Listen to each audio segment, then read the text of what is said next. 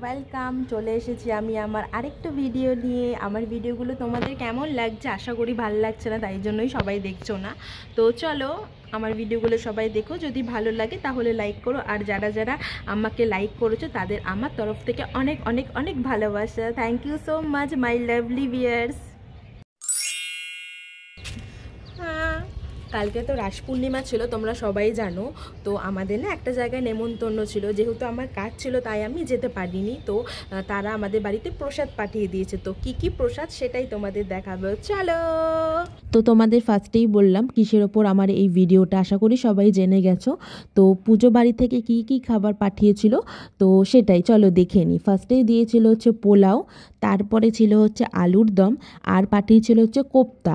তো এটা কিসের কোপ্তা আমার ঠিক জান নেই, তো যদি না খাই তাহলে তো বলতে পারবো না। তো আর পাঠিয়েছিল হচ্ছে রাধাবল্লভী। আর জানো তো মিষ্টি, পাঁপড়, চাটনি, রসগোল্লা এইগুলো পাঠিয়েছিল, কিন্তু আমি না সেগুলো ভিডিও করতে পারিনি, তার জন্য আমি দুঃখিত তোমাদের কাছে। তো তোমরা দেখলে কি কি খাবার পাঠিয়েছে। তো তোমরা সবাই কমেন্টে অবশ্যই বলে যেও কার কার পোলাও আলুর দম খেতে ভালো লাগে আর কার কার খিচুড়ি আলুর দম খেতে ভালো লাগে। যদি আমাকে পার্সোনালি জিজ্ঞাসা করো কেউ, তাহলে আমি বলবো খিচুড়ি আলুর দম। তো সবাই অবশ্যই কমেন্ট করে বলে যেও। বাই।